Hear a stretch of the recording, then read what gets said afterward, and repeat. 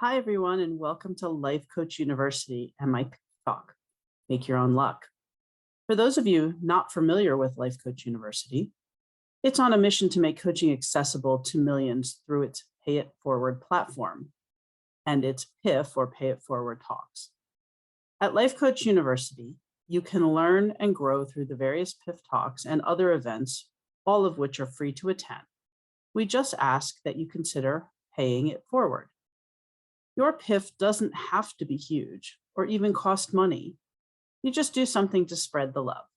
That can mean sharing what you've learned here, introducing someone to Life Coach University, offering a smile to a stranger, helping a neighbor, or any of the like. The idea here is just to make the world a better place, one small step at a time. Some of the upcoming LCU or Life Coach University events are checking out our powerful PIF talks and the replays. You can find these at lifecoachuniversity.com. Click on replay or events to find out what's going on. There's so many different topics. We have embracing your authentic self, designing your life, heal, grow, and thrive, losing weight your way, achieve, grow, and succeed, authentically rise, creating your life on purpose. And we have topics like money and business and so much more. There's truly something for everyone. So please check it out. And a reminder that coming up the week of April 25th to 29th is International Pay It Forward Week. So start thinking now how you may pay it forward as well. Are you ready? Okay, let's get started. So welcome to Make Your Own Luck. I'm Liz Cresci, your strategic growth coach. It's really great to see everyone here today. Before we jump in, I just want to mention a couple of housekeeping items. First of all, if you see me looking down, I'm looking at my notes. And the format here will be to hold any questions or comments to the end and put them in the Q&A section, not the chat, as I cannot manage the two at the same time. And for confidentiality purposes, I won't be mentioning any names. That's it. Okay, great. Let's get started. Let me just, perfect. All right, well, if you've joined me previously, I introduced you to the two quotes which started this program for me, and I'd like to share them again with you now. The first was by Jack Canfield, Chicken Soup for the Soul series creator and motivational speaker. He said, quote, "I believe that people make their own luck by great preparation and good strategy." And Oprah Winfrey, a media mogul who I'm sure absolutely needs no introduction, said, quote, "I believe luck is preparation meeting opportunity. If you hadn't been prepared when the opportunity came along, you wouldn't have been lucky." So after hearing these, I became intrigued and wanted to know more about why some people seemed lucky and others didn't. I ran across the book called The Luck Factor by Professor Richard Wiseman. He's done a lot of research on the subject and discovered that there are 4 basic principles to luck.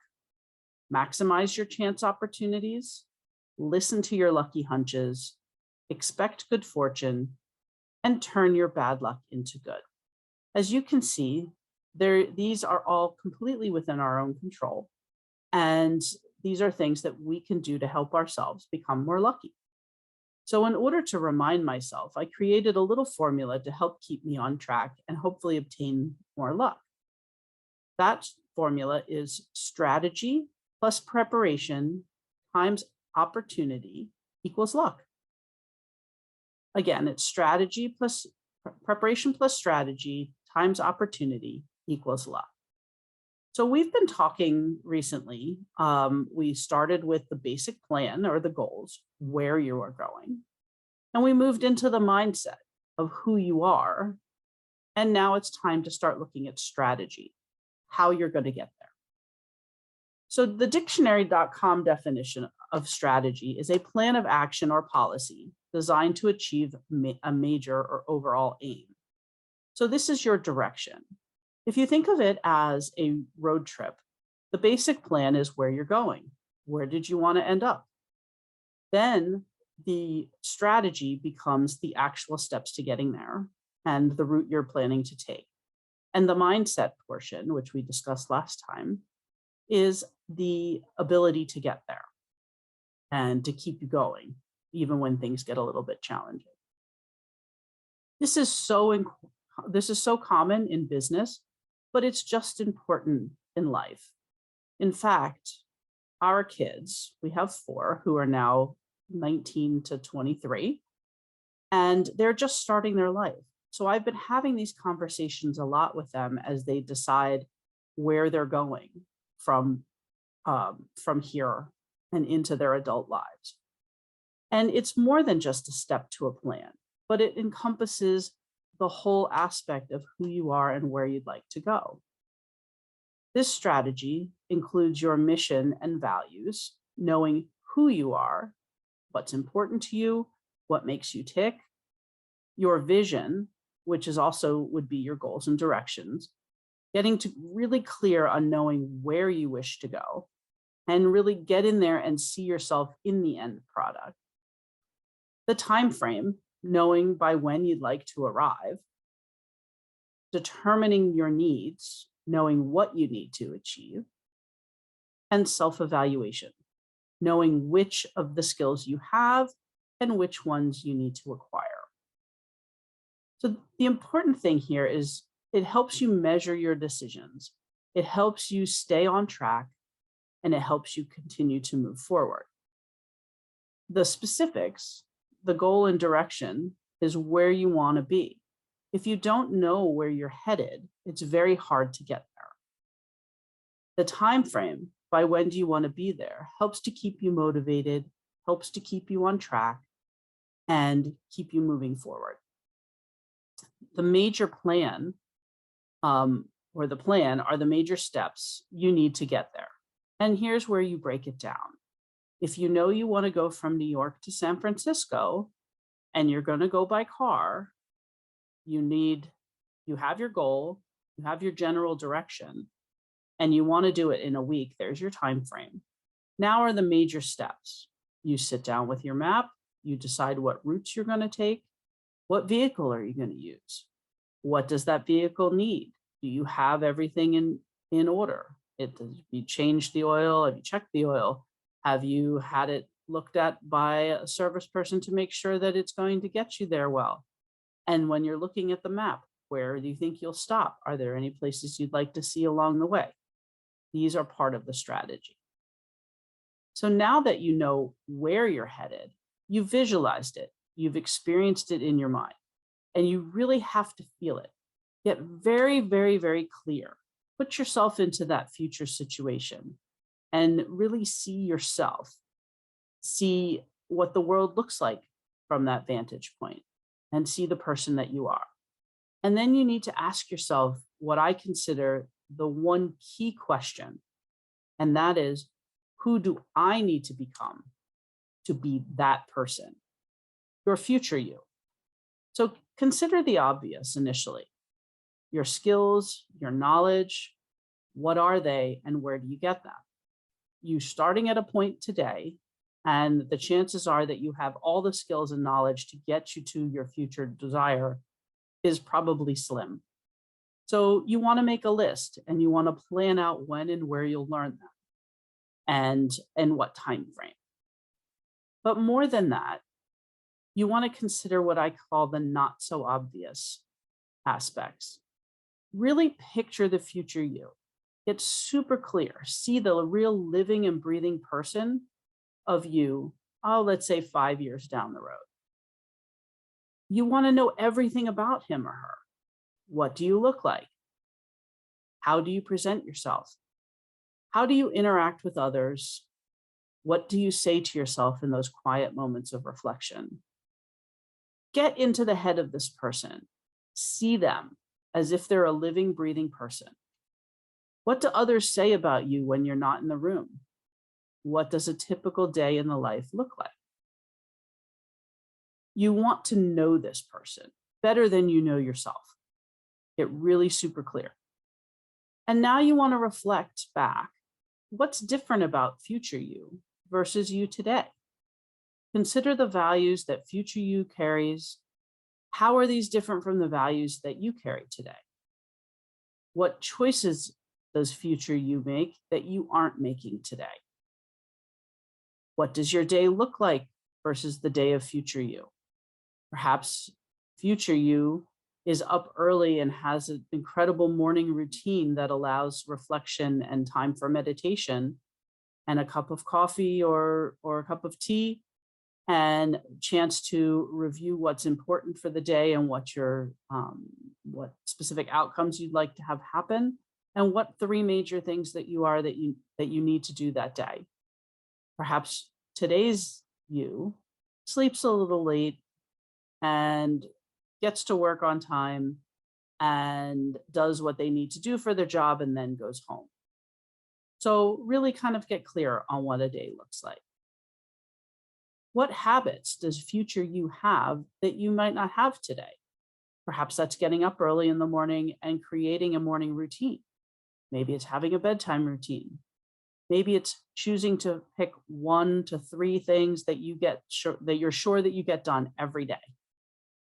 And the today you may not be doing that. So it's not a quick and easy exercise, and it's probably going to take more than one time. But you really do want to get super clear. And it does help to type it out or journal it, but write it down. Most people don't do this. In fact, less than 20% of people write their goals down and write their vision. And as time goes by, life gets in the way. You want to be able to read it often and remind yourself of who you are stepping into. And have some fun with it. Make it visual using photos, words, drawings, and post it where you can see it daily. As we discussed in the first session with vision boards, it's the same principle, but you want to be able to move that regularly. Don't leave it on the refrigerator. Don't leave it posted at your desk.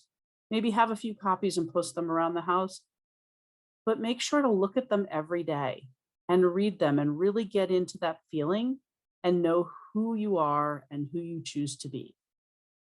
And if you leave them in one place, there's a good chance that it's going to just become background noise. And life, as I said, gets in the way and time goes by and you will wake up a year, 2 months, 1 month later and realize, oh, shoot, this was important to me and I completely forgot. Believe me, I understand that. What started this for me was a postcard I received when I turned 40. And it was excuse me, it was a invitation to my 20th high school reunion. And actually I was in late 30s. And I looked at it and all of a sudden, everything came flooding back to me. All the dreams I had, everything I had wanted to do. And I looked at my life and realized I wasn't even close. I had somehow what I consider slept away 20 years of my life. Every day I got up, I managed my day, started it again the next day. And I didn't have a sense of direction. I didn't have something that was front and center and really super important to me. And I had no strategy. So seeing this visual or reading and rereading your written visualization of the future you will not only keep it top of mind, but it will give you that clear picture of where you're going and help to push you forward. It will remind you daily why you're doing this, where you want to go. And it will activate the reticular activating system, the RAS. If you're not familiar with what that is, the best example I have is if, let's say you're looking to buy a new car and you've picked out the perfect car in the specific color that you want, and all of a sudden it seems like you see that car everywhere. You might not have noticed it before, and it seems like everybody has it. Well, that's the RAS. And what that does is once you have something clear in mind that takes you to the decision and to the moment that you wanted, you're going to start to see it and you'll see things in a different light. And in this, you're making the determination of who you're becoming and where you're going. You want vivid colors, you want super clarity, and you'll start to notice these things related to your ultimate vision. Opportunities will arise, and you'll be able to judge them differently based on where you're going. You will see things, perhaps something that you might have considered not important before becomes important because you see it as a stepping stone to where you'd like to be. So you're going to make your decisions now from the future you versus the you today. And ask yourself, what would future me do here? What would this person, how would they react to this? How would they make the decision? One thing I do understand is that some people struggle at first with the future you, and that's okay. So let me tell you a little story. When I was taking a trip with my parents, we were sailing, and my dad asked me to take the helm. And as I was sailing from where I was, I could see the island where I wanted to go. And all I had to do was keep tweaking the steering, the helm, a little bit. A wave would take me off and send me in a little direction, and I would bring it back. So you were constantly doing this, but yet you were moving forward. And that's basically what a strategy does for you. Life's gonna come and it's gonna take you a little bit off course, but knowing where you're going, having that strategy, being able to see it around you, rereading it and visualizing it will help you tweak it back to where you need to be. And on this trip, I met a gentleman named John T. And for years, I struggled to see the future me. And when I met this man, he became my inspiration. And not being able to see the future me, it can happen, especially when you're so used to being you on a day-to-day and just waking up and doing what you need to do and going to sleep and starting it over and over again. So these inspirations can come in many forms. They could come from a teacher you admired, a neighbor, a friend, a famous person, or even a random happenstance. And for me, it was the random happenstance. On this sailing trip, we stopped at one of the islands, Union Island. It's in the Caribbean. It's one of St. Vincent and the Grenadines. And it was here that I was introduced to John T. and Happy Island. And you may or may not be familiar with Happy Island. It's a tiny little island. It's basically just a little bar that John D. Ramage built on his own. He used conch shells that had littered the beaches of Union Island and become a problem. And every night he would take a little rowboat, fill it with conch shells and concrete and take it out onto the reef, and he would dump it. And years would go by, and he finally created a little island beach for himself that he turned into a bar for sailors and tourists and locals alike. And he lives there with his spouse, and he dubbed it Happy Island. And for me, this was an inspiration. He had a vision and he carried it out himself through the cover of darkness, and he built his own island and created the life that he desired. So he was such an inspiration. I actually turned him into a verb, jauntify. So I would ask how I could jauntify my life. I would ask, what would Jaunty do? WWJD. And for those folks who may be familiar with that acronym in a religious sense, what would Jesus do? It was the same principle. But for me, it meant something about creating a life and going after, even if you thought it was impossible.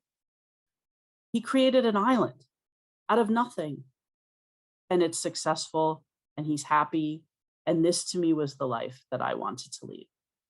So when you're building your strategy and really getting clear on the future you want to know this person better than you know you. You want to know everything about them. And you want to reflect often on where you're going. How can I become more this person? What do I need to do to make the changes? And I suggest you should reflect on your goals and your inspirations on a regular basis.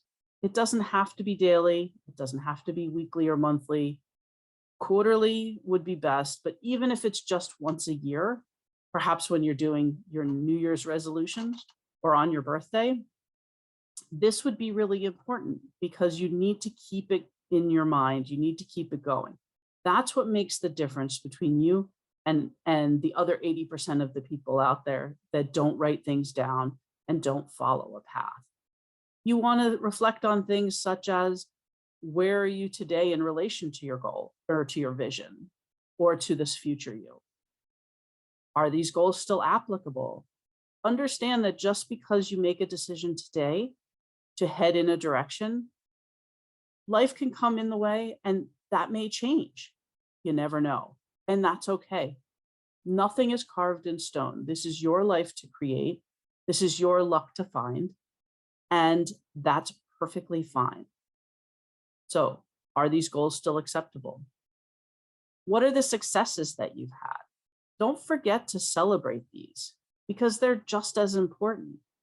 You need to be able to look and say, I did that.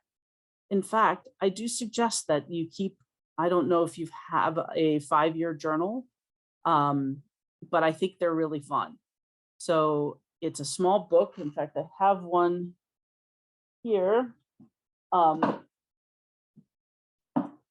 It's a small book, and each page, I don't know if you can see this, is one section per year.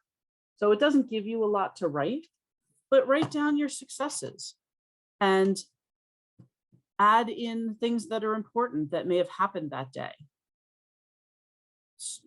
Circumstances that you've run across, opportunities that have presented themselves, and the decisions that you made. And the first year, it's like writing in a journal. But every year after that, when you hit that page for the day, you go back and go, oh, look at where I've come from. Look at what I did. I completely forgot about this. And it just keeps you inspired and keeps you motivated. Write a timeline. For some people, they like the visual of a timeline and they can see the progress they've made. And in this reflection as well, you would like to note what your challenges are. Now that you're moving forward, new challenges and obstacles will come up on you, and nothing is insurmountable. It might just take a little time and a little thought to figure out how to navigate around this, how to navigate through it. But having that constant reflection will help you stick with your forward momentum. And then, of course, you want to ask, what's next? Because creating a strategy, and you can get real granular day-to-day plans, but I suggest that you keep it a little bit more open and you have your major steps that you need to take forward, and you pick one or two at a time and you move yourself that way. So by continually to reflecting, you can then keep moving forward by asking yourself what's next. Now, back to the person that has the morning routine. Every day, sitting down and deciding what's the one thing or the 2 or 3 things that you're going to do that day for you that will take you closer to the goal. And I know a lot of people struggle because they're working a regular job, or they need to be able to do X, Y, and Z in order to make their family continue to function, keep a roof over their heads, and that's great. But this is your life and this is your strategy, and you need to be able to consider that as important as anything else in your day to continue to move you forward by picking 1 or 2 things this day, this week, that you will do to continue to move you forward. And this brings us back to the conversation we had last time about mindset. Mindset is an ongoing tool that you need to consider when putting these strategies and plans into place. You have to consider, who are you today? What will you be in the future? You have to consider ways to keep yourself motivated and keep you moving forward. And when you start to feel that little creep of the old you coming in to say, I can't do this, or it's too hard, or nobody's done it before, that's when I go back to Jaunty for me. If I say, oh, this is hard. Well, building an island is hard. Nobody's done it before. I don't know anybody else that's built an island and created the life that they want. And he did it and he was successful at it. These are the types of things that you need to find the inspiration for and be able to create your strategy. So I know this is short, I know this is sweet, but it's just a quick overview of how you take your basic plan that we talked about, you work your mindset, you create your strategy, and you move forward. And I suggest that you pick something that's a year out, 3 or 5 years out. I don't know that I would go much further than that in a granular way. Perhaps you decide that by the time you want to retire, you want to have certain things in your life, and that's great. But make those 1, 3, or 5 years stepping stones to get to that greater goal. And focus on them, because you need to be moving forward. And what if in a year you decide that the direction you're heading is just not, you're not feeling it anymore, it's not working for you? Perfectly okay. That's something I struggled with, feeling like whatever decision I made was cut in stone and it couldn't be changed. So I'm here to tell you that's not true. Honor yourself, follow your values. We talked a lot about values before, and make your decisions based on future you, and based on your values, and based on where you'd like to go. So I'd like to I'd like to open the floor to any questions or comments. Again, I will read out the questions and comments anonymously for confidentiality purposes, and I really appreciate that you've joined us today. So the comment that I do see says, the story about Jonty's Island is so great. Thanks for sharing. It really is. And I'm sorry, I probably didn't do it justice here today, but he is such an inspiration, and he absolutely is the happiest man on this earth. So if you ever have a chance to look up Union Island or Happy Island, he's truly an inspiration. So anyway, I appreciate you all for showing up. I do see another question here. What do you do about starting and quitting and then starting again? That's a super question. And it's something I too have struggled with. And it's, first of all, perfectly okay.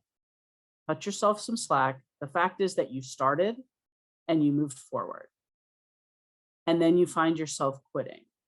My first reaction and my first suggestion would be to stop for a moment and consider why you quit. And why do you want this? Because you may find that while your brain wants it, your heart's not following. And, or if that's the case, then you really want to get clear as to what about it are you doing it for somebody else? Are you going after this because you think you should? You really need to getting clear on your values, getting clear on what's truly important to the heart you versus the head you will help move you in that direction. And then I would reflect back on what changes might need to be made. Perhaps something came up in your life at the moment that derailed you. It's going to happen. It happens to everybody. Sometimes it's just getting caught up in the day-to-day, in your job, with your family, perhaps, something unexpected happened that took you off your game and you lost your motivation. That's why I find writing it down and having the visual, because I'm a very visual person. So having the visual that I can see and reflect on a regular basis and just ask, is this where I want to go? Should I be continuing this? Maybe it's a little bit different, and that's okay. Giving yourself the grace to make changes and to really know yourself will keep you going. At least that's what I have found. So another comment is I've had so many long lists of things to do. There's the I need to do list, the I better do this quick list before it gets worse. And there's the list that I really want, but my family doesn't support it. Really good comments. And yes, I'm a list person, so I feel you there. Again, it's about reflection. And yes, the family may not support it, and that's always a difficult thing to consider, but perhaps they don't support it because they don't understand it. Are you waiting for their approval? Do you need their approval? Is it your immediate family, your spouse, your children? Is it your parents who want the best for you but might not see things the same way? I better do this quick list before it gets worse. Certainly things can derail your life that way. I mean, if you think about it like a house, if you don't fix the leak in your plumbing, it's going to make things worse and it's going to become a bigger thing. So you want to take care of those as quickly as possible. But sometimes that doesn't mean you need to take care of it. Make a decision. Perhaps you hire somebody to fix something for you, or you're able to delegate and stay on top of it, because there's a reason you're making lists and not getting to these things. The list of need to do. The question is, again, do you really need to do it? Where are these things taking you? Are they solving an immediate problem? Are they bringing you closer to your future goal? And then go back to the family. You have things that you want to do. This is your life, your family, each individual has their life, and you're working a life together. So it takes some cooperation and it takes some compromise. And perhaps there's something in there that you can make that compromise with. But sometimes you're just going to have to do it in spite of everybody else if it's that important to you. We're all here to create a life that we can be happy with. Nobody at the end of their life ever said they wish they worked more overtime or they wish they had done more dishes in their life. You want to fulfill your time here, and you want to make your heart sing. And for me, I really believe that having a destination that's important to you will move you forward, even if you change the destination. You always want to be feeling like you're actually accomplishing something and not just waking up and living for everybody else. So I hope that makes sense. I'd like to thank you for joining us today and joining my PIF Talk, which again is brought to you through Life Coach University, which is reachable at lifecoachuniversity.com. And as a reminder, the International Pay It Forward Week is coming up in 2 weeks. It's April 25th to 29th. So please start thinking now about how you'll pay it forward. Maybe you can, well, the snow is over for most of us anyway. So maybe doing something nice for a neighbor, bringing in cookies for work, buying, we've had folks that have bought boots for a homeless person, or just having a conversation with somebody that may have been, perhaps they were overlooked, allowing somebody with less items in the grocery line to go ahead of you. These little things can make a big difference.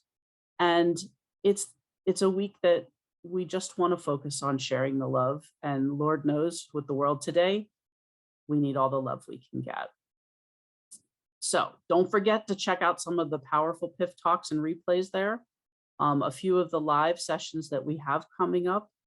Linda Manash is a certified money coach.